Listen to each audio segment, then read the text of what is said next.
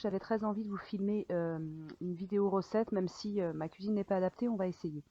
Donc, ça va être la recette de pancakes soufflés.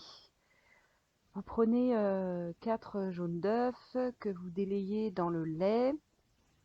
Voilà, pour l'instant, il n'y a rien de compliqué. Enfin, de toute façon, il n'y a rien de compliqué dans cette recette. Euh, et vous ajoutez la farine tamisée. C'est important pour cette recette. Et je rajouterais que c'est important pour tout ce qui est recette de crêpes. Moi, depuis que je tamise la farine pour faire des crêpes, eh bien, elles n'ont pas du tout la même texture. Elles sont très très souples, très très fines, très légères. Et puis, vous ajoutez la levure. Je vous mettrai toutes les quantités sur l'image et en barre d'infos. Donc, on mélange, on mélange, on mélange. Voilà, jusqu'à temps que le mélange épaississe.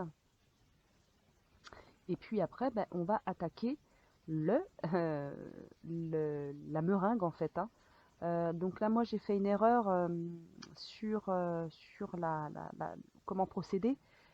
J'aurais dû mettre un tout petit peu de sucre, attendre le fouetter et attendre que ça épaississe et rajouter la fin du sucre à la fin du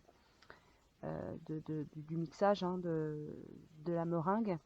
Et j'aurais dû utiliser mon robot qui est nettement plus rapide que le fouet. Là, ça m'a pris en tout 8 minutes, ce qui est énorme. Euh, donc j'ai arrêté, hein, mais si vous pouvez faire encore plus ferme que ça, n'hésitez pas à le faire, à faire la meringue vraiment ferme. Alors nous continuons, on va eh bien, rassembler les jaunes et les blancs.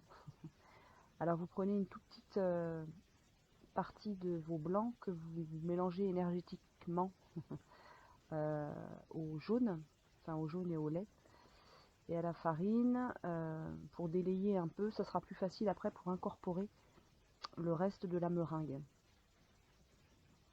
Et lorsque vous allez euh, incorporer la meringue, voilà, il faut y aller par étapes avec une maryse. Ce que j'ai dans la main là, ça s'appelle une maryse. Et en fait, pour ne pas casser les blancs, voilà, on vient vraiment mélanger avec grande douceur, ce qui me représente. Je suis la douceur incarnée. Et, euh, et voilà, tout doucement, on va venir incorporer nos blancs au jaune pour faire un mélange assez mousseux et assez léger, en fait.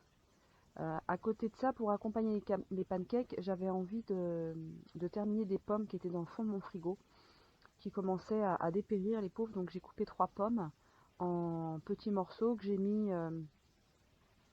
mis dans une casserole avec, on va dire, ouais, peut-être 20 grammes de beurre et puis un peu de sucre. Le chat est venu voir très régulièrement ce que je faisais et il monte sur le meuble, ça m'agace. Voilà, donc on coupe le beurre comme ça. On ajoute environ 2 cuillères à soupe de sucre. On n'est pas obligé, on peut, si on n'aime pas forcément la version sucrée, eh bien on peut se passer de sucre. Un petit morceau de pomme.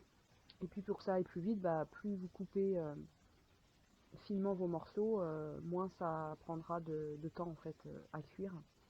Donc là en fait on a notre mélange de pancakes qui est assez mousseux. On met un peu d'huile dans le fond de la poêle.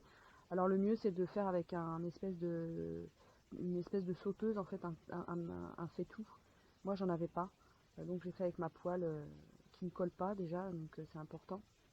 Voilà, on met de l'huile et puis on met 2 grosses cuillères de pâte à pancake et on attend 3 minutes que ça cuise. Alors je vous conseille vraiment de mettre à feu, moi sur ma plaque à induction c'est feu sur le 5 en fait, euh, pour pas que ça crame. Et si vous avez un feu gaz, mettez à feu doux, très doux. Euh, voilà, donc on séduit 3 minutes, vous enlevez le couvercle et puis vous rajoutez 1 à 2 cuillères de pâte et vous refaites cuire 2 minutes.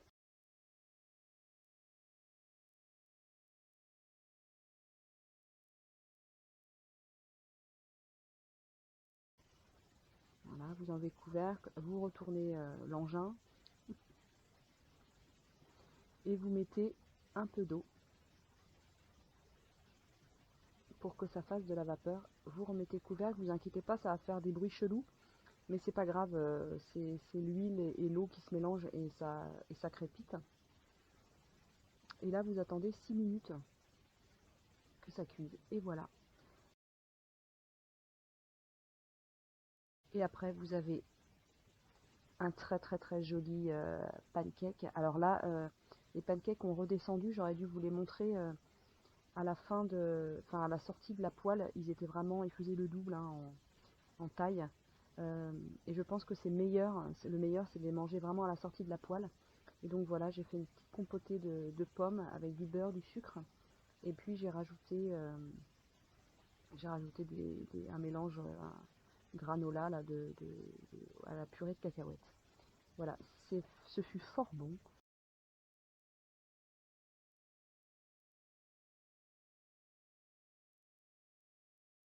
Voilà, j'espère que cette vidéo vous a plu. Je vous retrouve très bientôt. Ciao!